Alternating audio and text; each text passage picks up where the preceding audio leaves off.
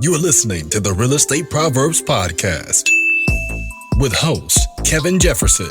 This is the number one podcast for African American real estate professionals who are doing extraordinary things. It's time to tune in. And now, your host, the People's Lender, Kevin Jefferson. Hello, I'm Kevin Jefferson, and welcome to Real Estate Proverbs. Today, we have a special guest. We have the Tech Evangelist herself, Sabrina Lowry. How are you, Sabrina? Greetings, everyone. Hey, Kevin. Thank you so much for having me today. No, it's my privilege to talk to someone of your stature. When I think of technology and I think of real estate and technology, I think of you. So I definitely wanted to have you on the Real Estate Proverbs just to kind of get some insight from you with us in COVID-19 currently, and how people can shift and pivot their businesses without having to risk themselves going out in front of different people, and how technology can help us excel in real estate. Absolutely. So Sabrina, tell us a little bit about you and tell us who you are. Well, my name is Sabrina Lowry. I am the Tech Evangelist. I have been in the real estate industry as a second career for 17 years. I am the broker owner of Legacy Realty and Management, LLC. We are based in Atlanta, Georgia, full service residential and commercial brokerage and full service property management. Property management has been my niche for over a decade. We've managed over 1,000 properties in our portfolio in that 10-year period and helped thousands of families and real estate investors through helping them build wealth by investing in real estate and managing their investment portfolios, whether they buy and hold, fix and flip, or they decide to have an entire portfolio. And what I've found over the years with real estate investors, Kevin, is that they need a go-to person, licensed or not, just someone that is very familiar with the market in which they want to invest in. And so as the tech evangelist, I use tech tools in order to help support my clients, some of which are not in the state. We call those absentee owners, and some who are international, meaning that their business is from overseas and I am their full service broker, boots on the ground here in the US, where they've decided to make Georgia, the metropolitan area, their area of investment. So as the expert in the market, depending on where they want to grow their business, I'm able to service them. And we are currently servicing 13 counties of the metropolitan area, all the way from south close to Macon. So we go as far as Spalding County, which is Griffin, as far west as Carroll County, as far north as Cherokee County, and as far east as Newton County. Wow. So how many properties are you currently managing? So our portfolio right now is under 50, and we have a portfolio of single family homes, townhomes, and condominiums in our current portfolio. And what happens year over year is about 25% of my tenants become homeowners and my investors turn into sellers. So I'm able to help my clients full circle where they have a realtor for life. Awesome. So Sabrina, kind of walk us through your journey of how you, what you did prior to real estate, and then also how you got into real estate. Absolutely. Well, I am a Jersey girl, originally from Elizabeth, New Jersey. I came to the South for high school, went to high school in North Miami, Florida, left North Miami, went to Gainesville, Florida, to the University of Florida, where I received my computers and information systems degree. So my background and my first career is in technology.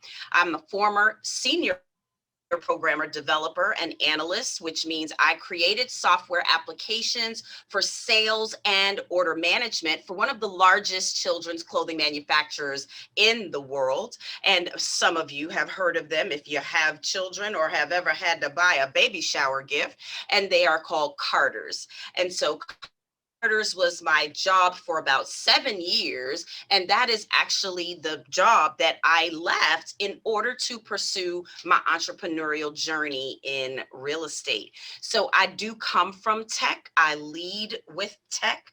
When I was little, I wanted to work for NASA. I wanted to be one of those hidden figures. But go figure. That was not my time nor my calling because it was already so difficult as a woman in tech and an African American woman in tech for them to, I would say, recruit us and seek us out. What I found is by coming to the Atlanta, Georgia market in the 90s, it was a highly sought after tech community. And so my choices were, do I want to go to North Carolina or do I want to come to Atlanta where technology was thriving and to this day still is? And I have a little fun fact for you, Kevin. Did you know that people in technology are the #1 buyer pool in the metropolitan area? Did you Did know not that? know. Yes. Didn't know. I need to change my marketing. Yes, absolutely. Yes, people in tech buy homes. Gotcha. That's amazing. That's amazing. So, how did you transition from working for Carter into real estate? So when I became a homeowner, my journey was with a realtor.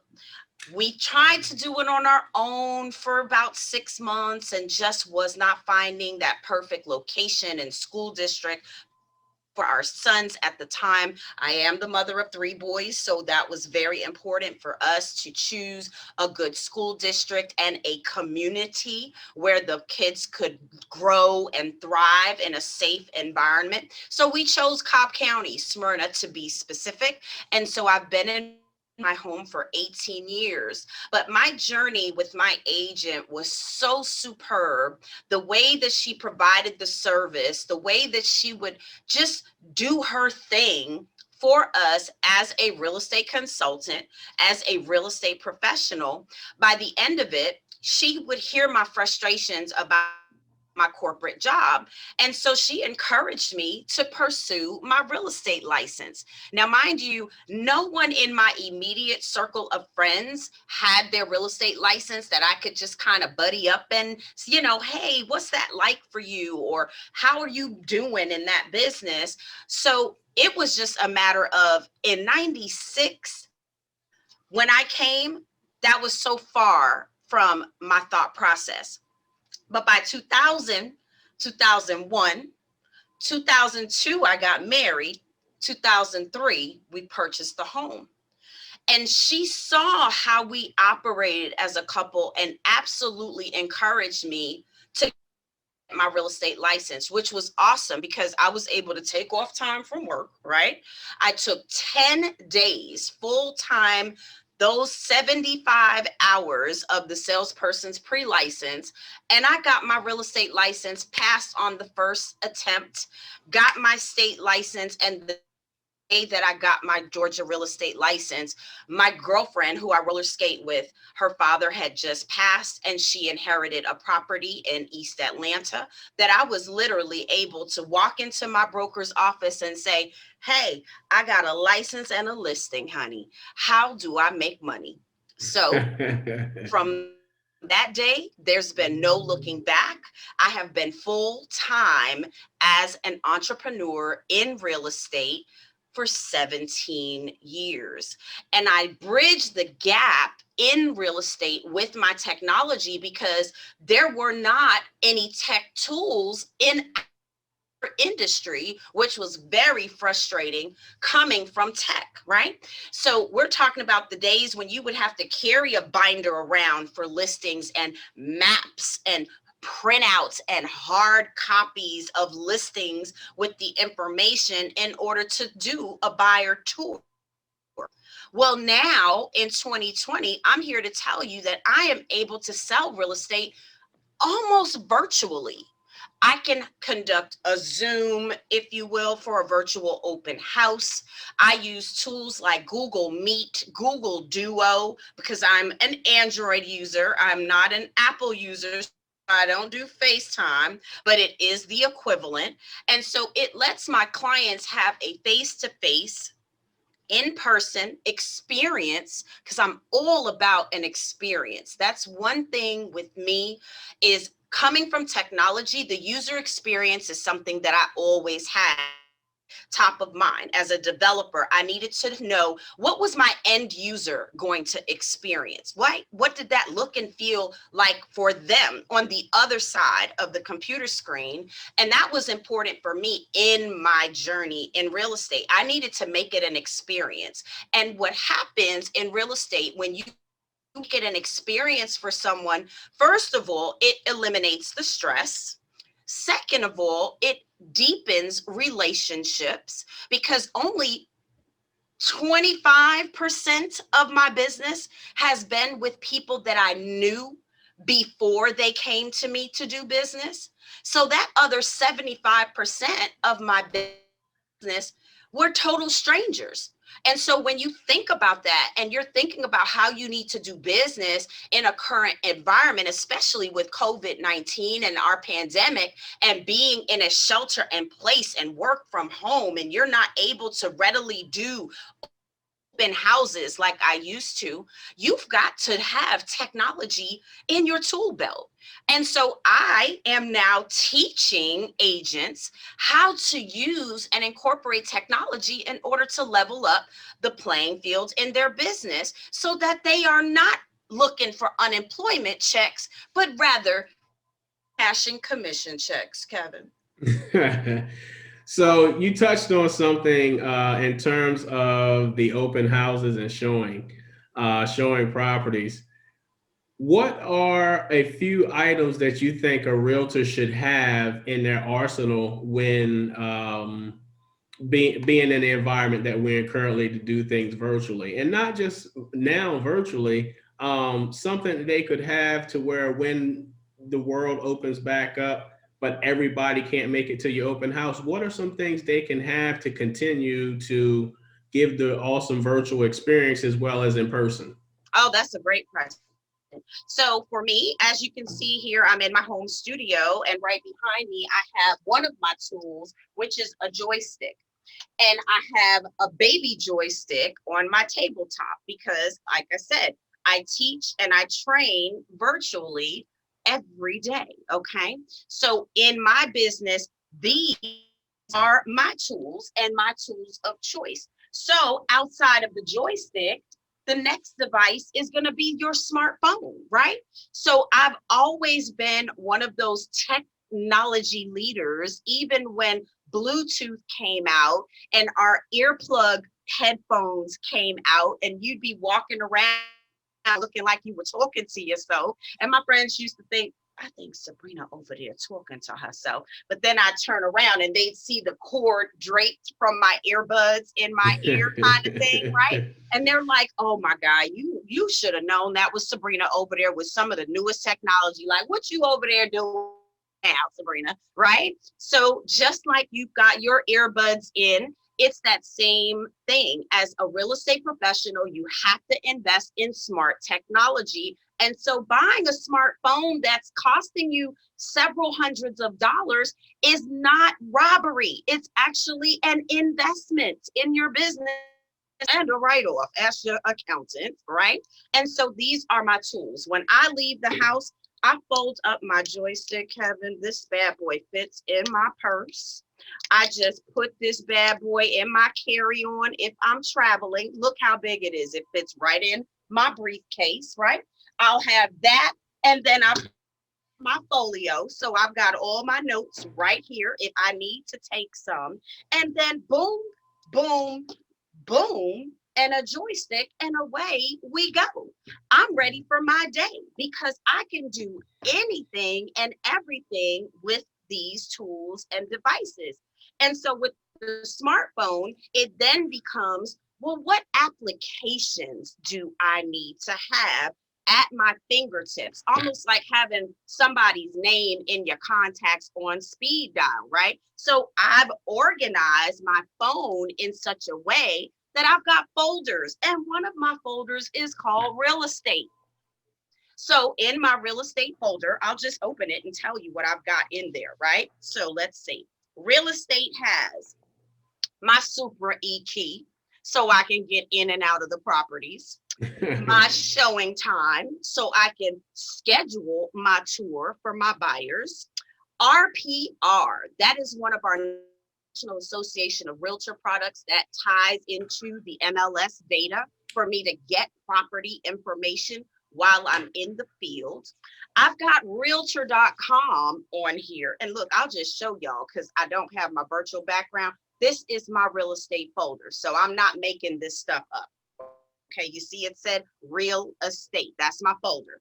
So then my next level is HomeSnap. HomeSnap is another one of my freebies that I tell my buyers and my investors all the time. Like in the past Flipology that we just did last month, that was one of the tools that I gave all the investors when I was speaking at Flipology with Ramon Tooks and his group, right? So then I have my Realtor Member Center app. I have CoreLogic's Real List. So when I need to pull tax information or see a marking of a plat, a map of the survey lines of a property, I have a rehab valuator tool there. Hello to all my fix and flippers. You need to have a tool so you can calculate those renovations in the field, just like that. Of course, I've got my Legacy Realty and Management folder and website bookmarked in my folder. I have the new real estate courses in there. I have Think Realty in there because I was a speaker for Think Realty this past summer. I have another marketing tool called PhotoFi, Kevin. That allows me to do some marketing and some very dynamic social posts with templates that NAR has created for us. You've probably seen one of them in my recent stories on IG and Facebook. And then I've got Remine, REMINE. Remine is so dope and so robust, but that is a tool that you have to belong to the MLS in order to get access of information. So when I tell you I'm loaded, I am good to go. I've got my tools in my tool belt, and all I need is a ready, willing, and able client on the other end. Got you. Wow, that's a lot of gems you just gave us, Sabrina. You definitely gave us a lot of gems. We'll definitely put some of those links in the bio. And if I'm not mistaken, do you have a link for the joystick that we can put in the bio as well? I absolutely do. I will drop it in the chat so that everybody has it, but just to verbally give it to you, it's joystick.com/REF Tech Boss, because that's who I am. Okay. Tech boss, the tech evangelist, the tech Absolutely. evangelist. Absolutely. Awesome. So in terms of technology, you get, like I said, you gave us a lot of gems on, on what agents should have. I'm a new agent, and I'm just getting to the business. What are probably three essential things that I should have as an agent? So when I'm out in the field, it will help me get some information that I need readily available to me because I don't know a lot because I'm new. So what are a couple of things that could help me as a new agent? So first of all, let me talk about realtor safety, because that's something that new agents need to know and recognize in this business. And me being a woman and a woman of small stature, okay, it is important for me to be safe. And so there are some tools that I'll use that will allow me in order to pin my location in Google Maps, for example, and share my location with my admin or my spouse so that they'll know at all times once I leave the house my route when I am going to meet a consumer. Okay, so that's like your stranger danger alert, right? So that is my number one tip, is that all real estate professionals practice safety first. You have to be conscious and aware of your surroundings going into these vacant properties. You want to always have your smartphone in your hand. So not only is this tool my e-key, this is my key to get into the property, but in the case of an emergency and a one button hold press of a button, I could have emergency and rescue on the way in the event of an emergency. So that's my tip number one, new agents, is safety first. Tip number two for new agents is going to be how you do your initial consultation for buyers, sellers, renters, the tenants, or the landlords. You have to know how to present yourself in such a way that people magnetically are attracted to not only what you do, but the services that you provide. Because let me tell you something, you might have a beer budget, but you got a taste for champagne, okay? And so even those clients deserve the same level of an experience, like we talked about earlier, where it is so memorable and so unforgettable. And not to mention, you're able to guide them through the process to home ownership in a stress free way. So you got to learn how to navigate the transaction. The third tip, Kevin, is going to be to talk to people very honestly, very candidly about home affordability, right? So that's where you come in. I let people know I am the house hunter. I am not the money lady. So we've got to collaborate with the man that got the money before you can come to me to hunt for a house. So they've got to know how to ask those questions in a very, very intentional way, that you're not intimidating your client, but rather you're getting information. So the more questions that you ask, trust me, the more information you will get that will help you help your client.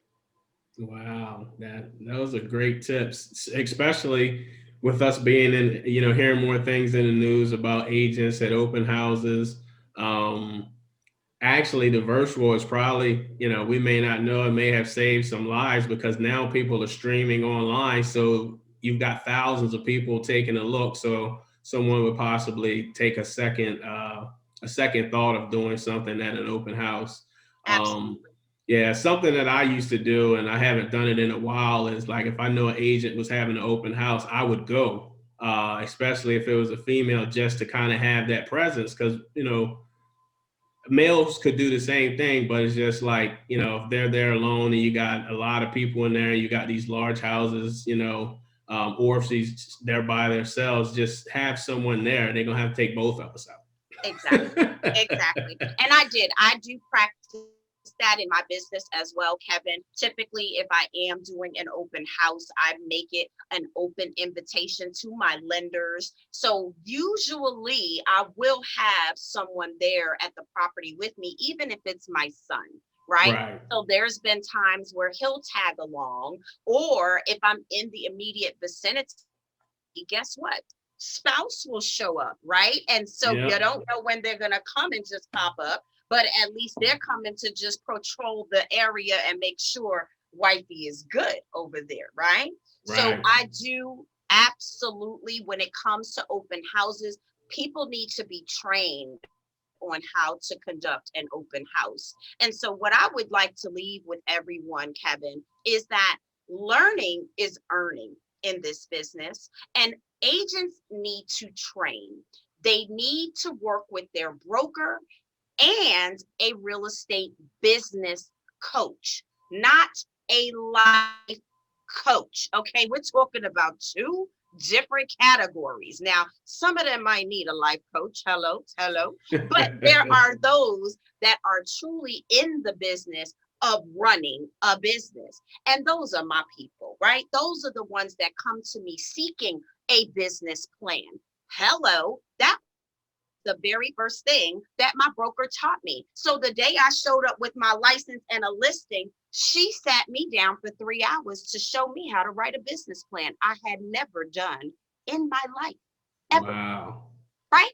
So you ask the average agent, Kevin, I'm going to tell you for the rest of podcast season, every agent that you ask, when you ask them if they have a business plan and they say no, I need you to send them my way. I need you to tell them about my book, The Entrepreneur's Blueprint for Digital Dominance, because in chapter 3 of my book, I talk about SMART goals and goal setting right here. Okay, you see that? SMART goals and goal setting. And if that is not how they operate their business, then how do you think they managing the rest of their life? Wow. I'm in the business to be a business. I am building my empire, okay? This is not something I do just for fun, kicks, and giggles. I do this because I've got 3 sons that look to their mama, and we are building a legacy, hence the name Legacy Realty and Management LLC. And it's so amazing because now even my 10-year-old, he talks about the company like he owns it.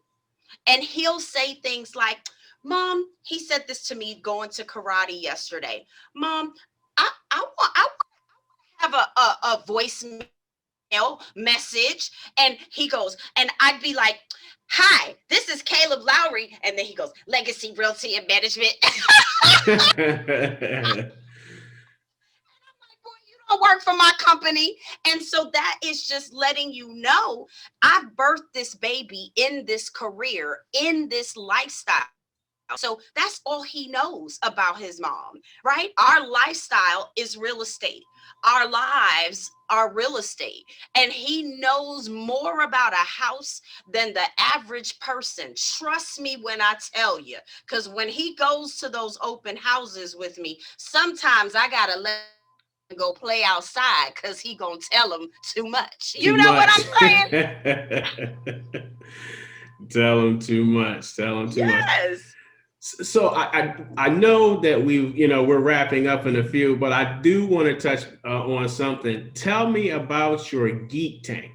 Absolutely. So the Geek Tank is my online academy, if you will. Okay. So I do teach outside of the Geek Tank, but the Geek Tank is my own. Okay. So I needed an online platform that I could house my curriculum and my courses.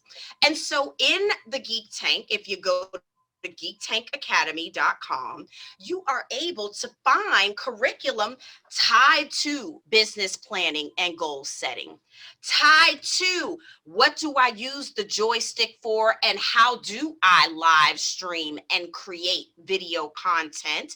And Joy Stokes, my business partner who invented the joystick, is teaching that curriculum with me. So if I'm telling people how to do something, Kevin, it's because I've done it, I've tried, I've tested it, and I've probably perfected it to some degree. Okay.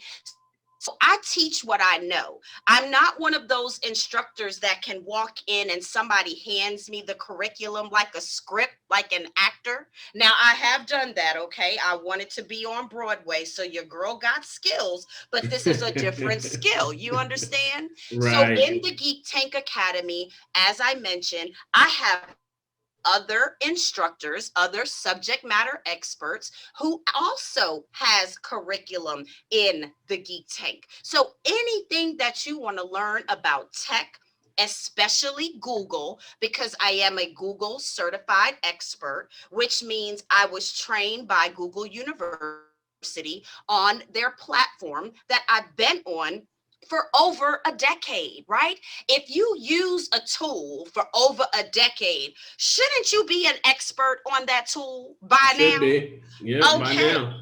But what I've done is I've taken it next level as a trainer where I can guide other people. And so there's an entire chapter in the book. Hello, all things Google. All things Google. And so, again, those are the topics that you can find in the Geek Tank Academy, Kevin. Awesome, awesome. So for those who would like to get in touch with you, Sabrina, how do they find you on social media? Oh, it's super easy, honey. Just Google me, baby. Okay. And it is absolutely going to give you an entire page of how to connect with me. And typically, when people Google me, the very first thing they'll find is either my LinkedIn or my Facebook, because I am very active on both of those platforms as a professional, right? Meaning the business pages are there. But then for fun, and if you want to see your girl roller skating and getting her dance on and having her good time with friends and family and colleagues and my alumni, shout out to all the Gators, okay? That's when you can then request a personal connection with me on my personal Facebook page. I'm also on Instagram and Twitter, and my handle is simply Sabrina Lowry. Awesome, awesome, awesome. Well, Sabrina, once again, I appreciate your time. I got a lot of great information out of this session, especially having the ability to transition what you said from real estate to the lending side. And I look forward to taking some of your classes on technology. Once again, Sabrina Lowry, Legacy Realty and Management. Everybody, thank you for tuning in, and check out her books. The information and links will be in the show notes. Have a great evening. Bye, y'all.